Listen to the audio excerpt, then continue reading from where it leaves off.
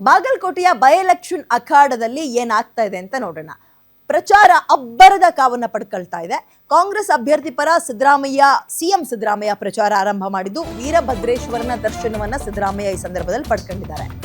ಮುಚಕಂಡಿ ಗ್ರಾಮದ ವೀರಭದ್ರೇಶ್ವರ ದೇವಸ್ಥಾನ, ಅಲ್ಲಿ ಆರತಿ ಕೂಡ ವೀರಭದ್ರೇಶ್ವರನಿಗೆ ಬೆಳಗಿದ್ದಾರೆ ಸಿದ್ದರಾಮಯ್ಯ. ಅಭ್ಯರ್ಥಿ ಉಮೇಶ್ ಮೇಟಿ, ತಿಮ್ಮಾಪುರ, HK ಪಾಟೀಲ್ ಕೂಡ ಸಿದ್ದರಾಮಯ್ಯ ಅವರಿಗೆ ಸಾಥ್ ಕೊಟ್ಟರು.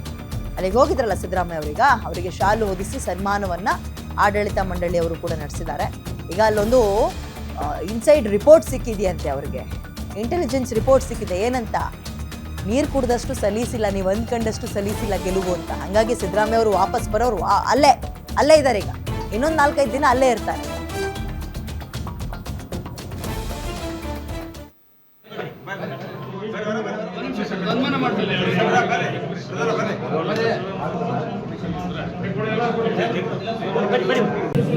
ನೀವು ಸ್ವಲ್ಪ ಹಿಂದೆ ಸರ್, ದೇವ್ರ ಕಾಣಲು